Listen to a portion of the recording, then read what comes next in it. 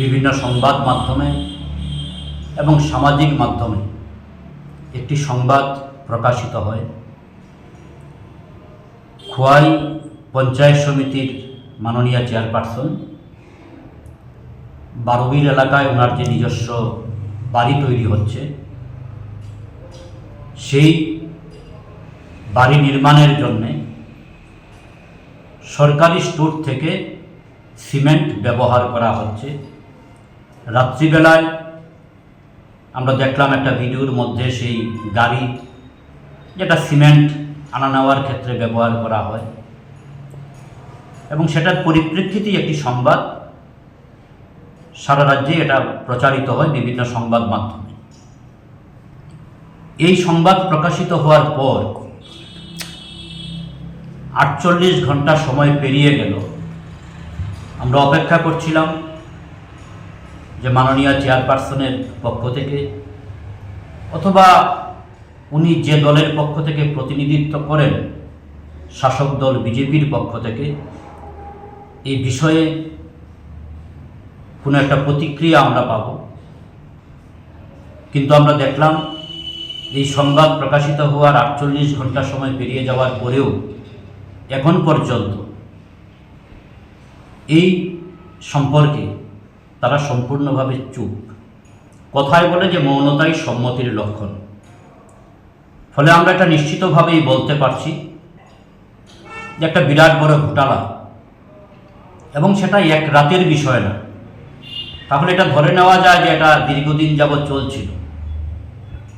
এলাকার মানুষের মধ্যে অনেক দিন ধরে গুঞ্জন ছিল, এবং আমরা দেখেছি একটা বিশাল বড় অট্টালিকা সেখানে নির্মাণ করা হচ্ছে। আমরা এই বিষয়ে দপ্তরের দৃষ্টি আকর্ষণ করছি। আশা করব অতি দ্রুত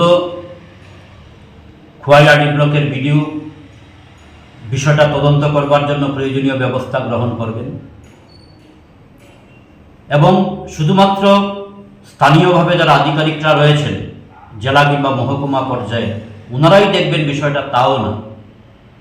আমরা তো মনে করি যে মাননীয় মুখ্যমন্ত্রীর বিষয়টা দেখা দরকার। বিভিন্ন সময়েও আমরা শুনি বিভিন্ন সভা সমিতিতে উনি বিভিন্ন ধরনের কথা বলেন যে ওনার সরকারের কৃতিত্ব জাহির করতে গিয়ে। যদিও আমরা এটাও জানি যে গোটা রাজ্যেই দুর্নীতি আজকে একটা প্রাতিষ্ঠানিক রূপ পেয়েছে। সরকারের একজন মাননীয় মন্ত্রী বলছেন ওনারা বিভিন্ন সোর্স থেকে বিভিন্ন কিছু সংগ্রহ করে থাকেন। যাই হোক, আশা করব যে মাননীয় মুখ্যমন্ত্রী এই বিষয়টা সম্পর্কে ব্যবস্থা গ্রহণ করবেন, প্রয়োজনীয় তদন্তের নির্দেশ দেবেন। রাজ্যের পূর্বতন মুখ্যমন্ত্রী মানিক সরকার কোন সভায় গিয়ে কি বললেন সেটার বিকৃতভাবে ব্যাখ্যা করে উনি নির্দেশ দিতে পারেন যে থানায় থানায় মামলা করবার জন্য।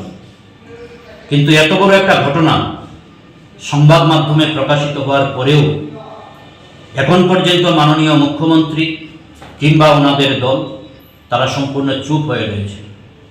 আমরা সিপিআইএম খোয়াই মহকুমা কমিটি এই বিষয়ে দাবি জানাচ্ছি যে অতি দ্রুত ঘটনার তদন্ত হোক এবং তদন্ত সাপেক্ষে ব্যবস্থা গ্রহণ করা হোক। इस रथ यात्रा के पावन अवसर पर स्वर्ण कमल ज्वेलर्स लेकर आया है स्वर्ण वर्षा 1 जुलाई से 25 जुलाई तक। अपना पुराना गोल्ड उसकी प्योरिटी के हिसाब से कंप्लीट वैल्यू पर एक्सचेंज कीजिए। पाइए गोल्ड ज्वेलरी के मेकिंग चार्ज पर 30% ऑफ और डायमंड ज्वेलरी के मेकिंग चार्ज पर 100% ऑफ। हर परचेज पर अशोर्ड गिफ्ट्स भी, और सिर्फ बिल अमाउंट का 25% पे करके अपना गोल्ड रेट आज ही बुक कीजिए। तो इस रथ यात्रा खुशियों के साथ बचतों की भी हो। स्वर्ण वर्षा, स्वर्ण कमल ज्वेलर्स, विश्वास, गुणवत्ता और बेहतरीन डिजाइन का नाम। Terms and conditions apply.